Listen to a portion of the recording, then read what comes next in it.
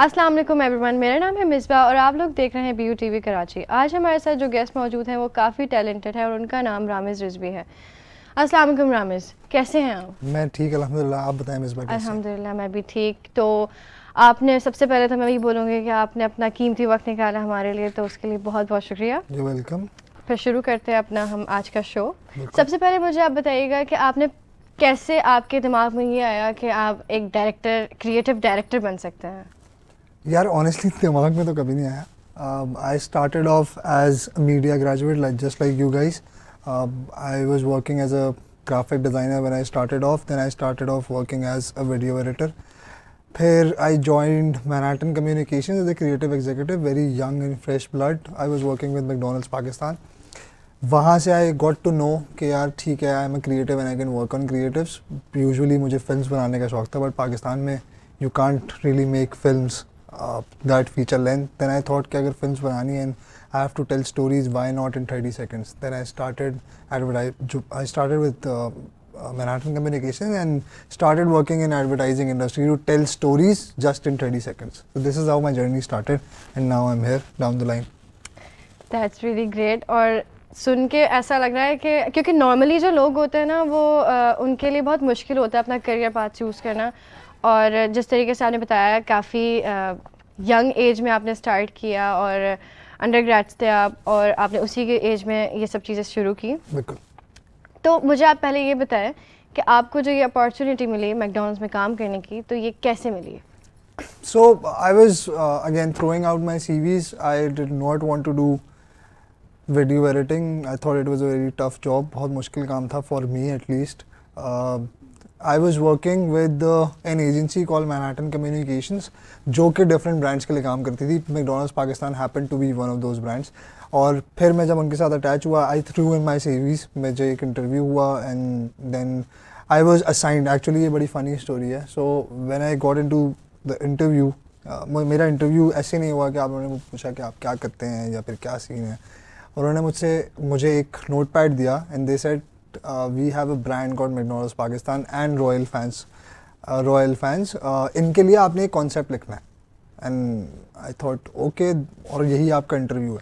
Then I took 15-20 minutes, I think I wrote a concept अपने दिमाग के अंदर, then I wrote it on paper, then I went to the guy who was then CD, Sharjeel Ahmed नाम है उनका, he is a veteran in this industry.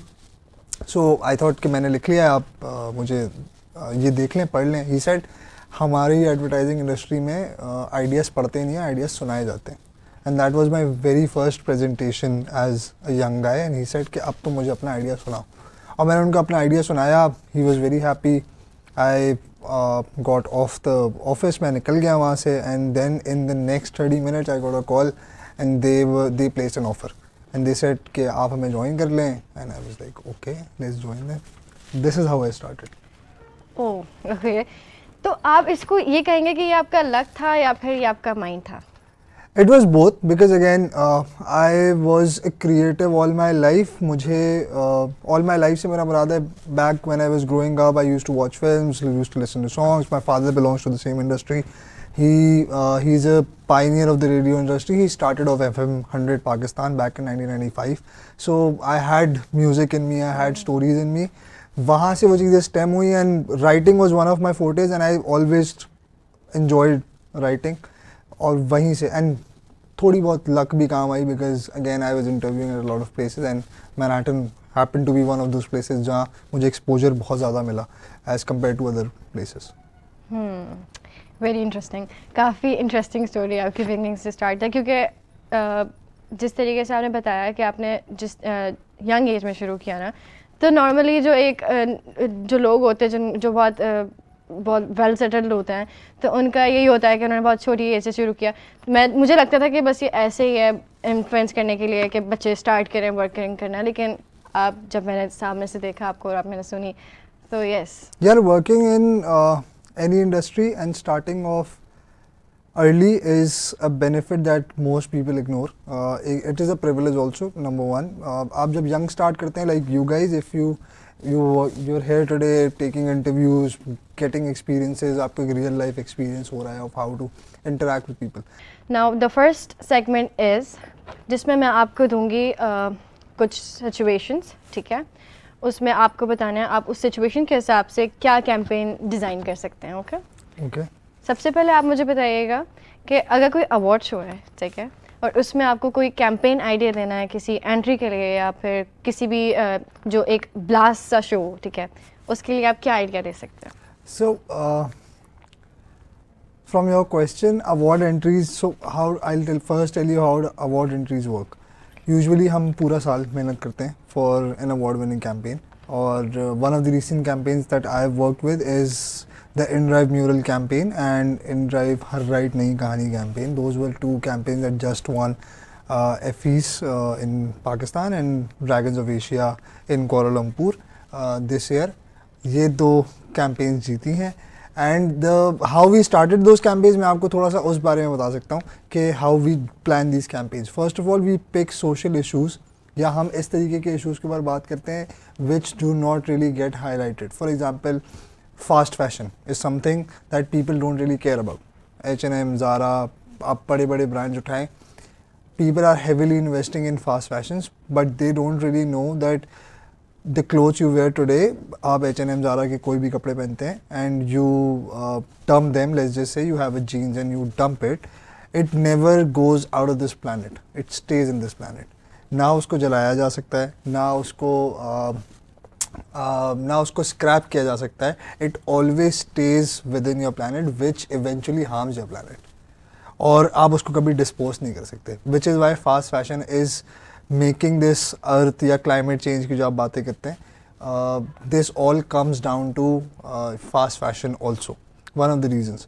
या plastic के बारे में आप बात करते हैं तो we for example there is a campaign, it's a very famous global campaign.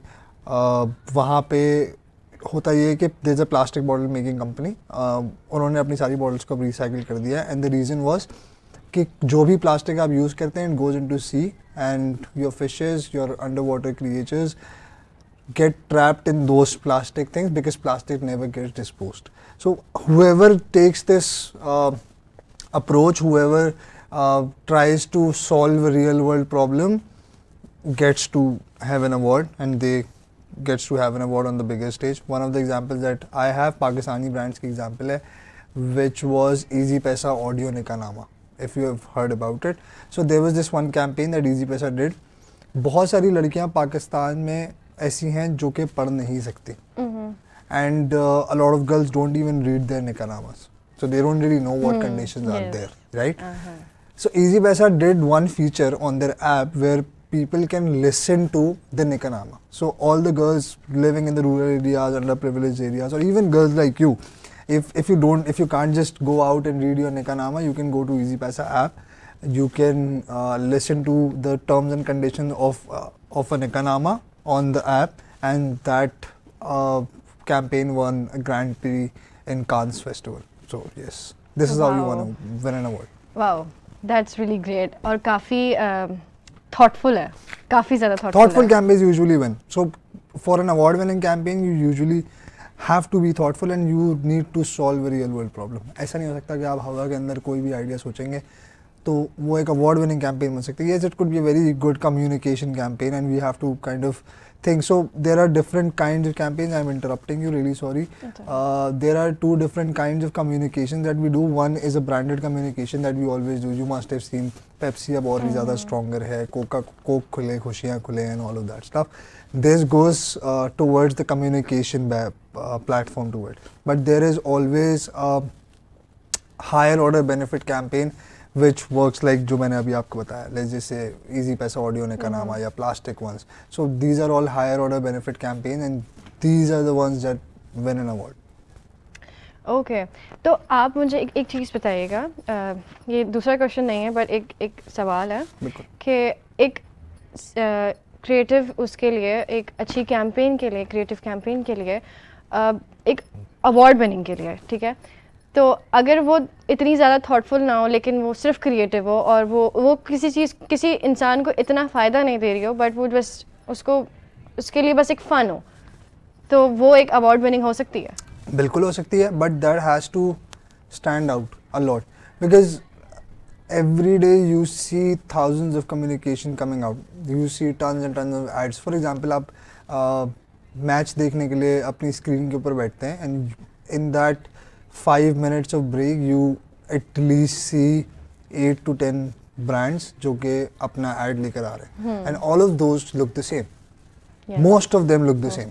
कोई पॉपकॉर्न खा रहा है, कोई चिप्स खा रहा है, somebody is jumping off the cliff, Mountain Dew और फिर Lay's और आपको ये सब देखते हैं. But for an award winning campaign you need to stand out. Your idea has to be so true that it translates with your audience and translates the message as well. Because देखिए campaign creative होना, yes, it's a very, so बहुत सारे youngsters और बहुत सारे outsiders I would say think कि creativity is doing something extraordinary, but creativity could be as simple as कुछ अच्छा करने में दाग लग जाए तो दाग तो अच्छे होते हैं. हमारा जो दूसरा सेगमेंट है उसमें मैं आपको कोई भी ऑब्जेक्ट दूंगी जिसमें आपको उसके हिसाब से कोई भी आइडिया सोचना है. आई एम सॉरी मैं आपको बहुत सोचने पे मजबूर कर रही हूँ, लेकिन आप क्रिएटिव डायरेक्टर हैं तो I do I this for a thought living. हाँ ठीक सही है. है. अच्छा, सबसे पहला ऑब्जेक्ट मैं आपको ये दूंगी, let's say coffee cup. Coffee एक कप. कॉफ़ी कप से आप क्या कैंपेन डिज़ाइन कर सकते हैं? कोई प्लास्टिक कॉफ़ी कप या फिर कोई सेरामिक कॉफ़ी कप? यार if I had to on top of my head, मैं honestly कुछ सोच के नहीं आया हूँ. ओके. बट अगर मुझे कॉफ़ी कप के साथ कुछ करना होगा so I would create a coffee cup that can be reused every time I have to have my coffee. Let's just say कि let's do a coffee brand जो कि एक ही दफ़ा कॉफ़ी कप बेचता है आपको और दूसरी दफ़ा नहीं बेचता, because that in that way you always go back to that coffee place because you need to have that mug every time you go. काफ़ी क्रिएटिव होगा वो मग, फिर कुछ खास बात होगी उस मग में. यार हाँ हो सकता है, बिल्कुल ऑब्वियसली हो सकता है उस पर आपका नाम हो engraved. So every time you order, so what Starbucks does is आपका नाम गलत अल्फाज में लिख के देता है ताकि आपको आप फौरन बोले कि हाँ यार ये बड़ा कूल है और बड़ा क्रिएटिव है. That is just a pretty mistake. But हो सकता है उस कॉफ़ी कप के ऊपर आपका नाम हो और नाम engraved हो एंड हर बार जब भी आप जाएं it represents your mood. So the barista asks you कि आज आप कैसा फील कर रही हैं and you say I'm very excited today and that mug comes out exciting Exciting. and you get to take it home. Yes. What an idea. That's a really great idea. Okay. अब दूसरा सवाल. Okay. अगर let's say बारिश है, सही है, rain है, अब रेन को आप कैसे एक आइडिया बना सकते हैं? So रेन को मैं आइडिया तो नहीं बना सकता, मतलब बना सकता हूँ obviously when I think about it, but एक बहुत मज़े का आइडिया है जो आप जाके देख सकती हैं और आपके सारे व्यूअर्स भी देख सकते हैं. There is this Indian tea brand called Taj. Okay. उन्होंने एक ऐसा बिलबोर्ड बनाया था which had sitar on it. So every time it rained वो सितार ऑटोमेटिकली प्ले होता था and it was in a specific tune called make Santoor. So there are different sets of tunes. Make Santoor is a traditional way of folk singing और उन्होंने एक billboard लगाया in rainy areas of entire India and that billboard played when it rained.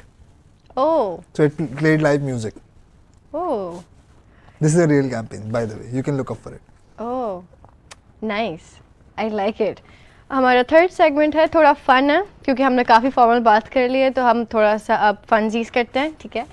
सबसे पहले इस segment में आपको मैं 3 वर्ड्स दूंगी, save, delete and restart. Okay. सबसे पहले मुझे बताइएगा कि आप कौन सा ऐसी एडवर्टाइजमेंट स्टाइल है जो आप सेव करना चाहते हैं पाकिस्तान में? So I don't know about advertisement style. I would say one ad that I would keep always saved, which is Lazeeza.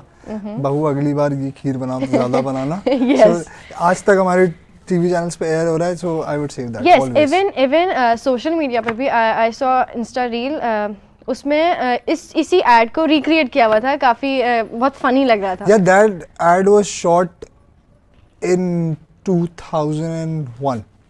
It is a 25-year-old ad और आप आपकी एज भी शायद 25 ईयर ओल्ड नहीं होगी and you still remember the ad. Yes. That is the power of a good ad. हाँ. अच्छा. Okay. Second. Maybe delete आपको एक सोशल मीडिया ट्रेंड करना है. बहुत सारे हैं. ओके. सही है. आप बताएं. सबसे पहले तो मैं मेरी बग्गो trend, please get rid very of it. Cringe. Yes. Very cringe. One of and all those one trend that where those huskies dance. Have you seen those videos? Yes. वो जो AI AI huskies and Yes. they so somebody is doing the, like TikTok thing and in the end this husky comes in and dances. I don't want to see Yes. it यार, मुझे नहीं देखनी वो please खत्म कर दे. Delete it forever. Yes. हाँ, थोड़ा ज़्यादा. अब अच्छा पता है एक ट्रेंड आता है वो शुरू में ठीक है ओके, लेकिन वो जब बहुत ज़्यादा हो जाता है ना तो वो बहुत क्रिंज और बहुत इरिटेटिंग लगने लग जाता है.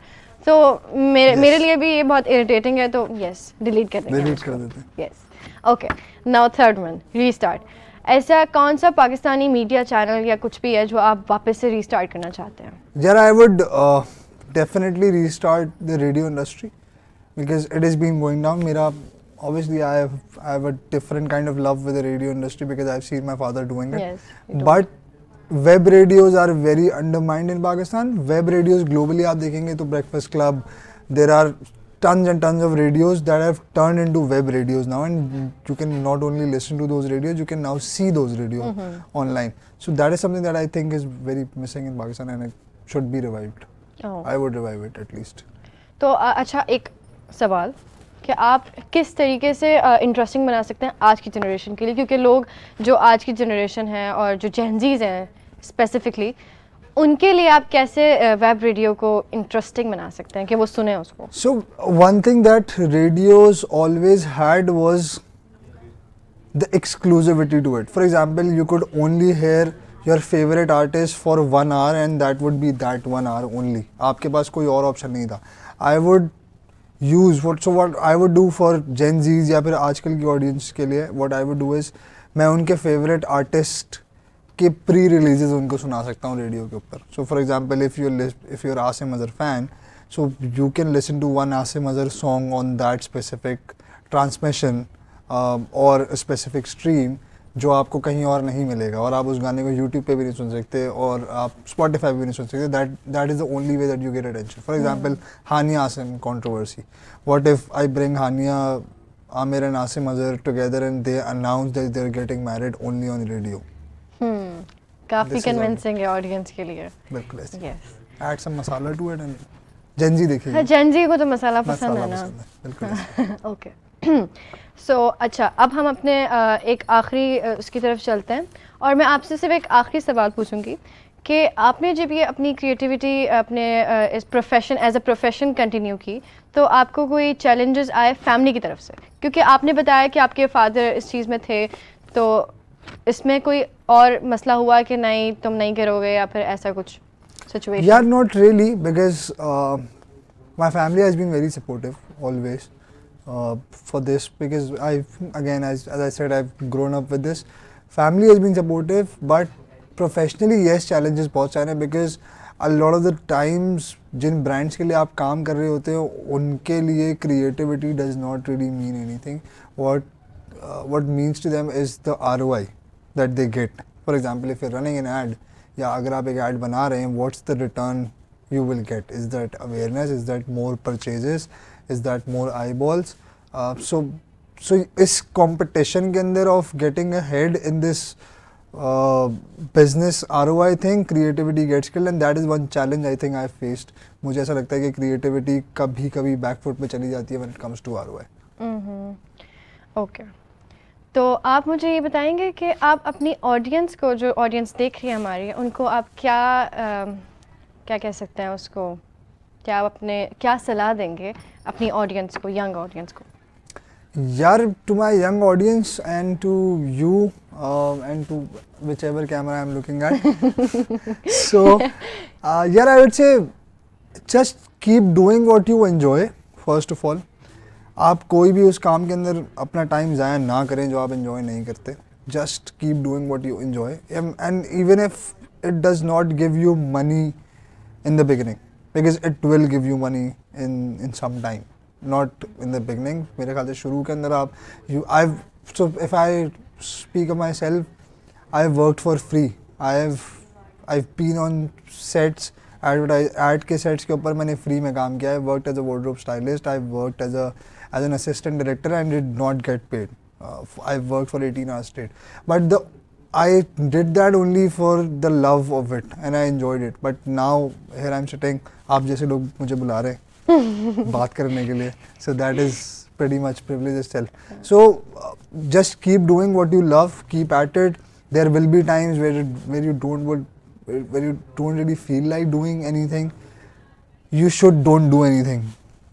At times जब आप कुछ ना feel करो. So one thing that people really undermine is the idea of not doing anything. अगर आपको लगता है ना कि यार आपका कोई चीज़ करने का दिल नहीं है, किसी वक्त आप लो फील कर रहे हैं, डोंट डू इट, बिकॉज आप अच्छा नहीं करेंगे. आप उसको तभी अच्छा करेंगे जब आप दिल से करेंगे. So take a break, take breaks, I would say pauses लें ज़िंदगी के अंदर. घबराएं नहीं अगर एक अनप्रोडक्टिव डे चला गया या 2 अनप्रोडक्टिव डेज चले गए. Third day will be a productive day and you cannot be your 100% every day. You will be a 20% someday and 80% someday, but not every day is 100%. So keep at it. काफ़ी अच्छी advice है और मैं आपकी इस advice को ज़रूर follow करूँगी. I hope मैं भी follow करूँ. Thank you so much Ramesh for coming and thank you so much for watching our show. हम फिर से कोई नया गेस्ट लेकर आएंगे आप लोगों के लिए. तब तक के लिए अल्लाह हाफिज़ और अपना ख्याल रखिएगा.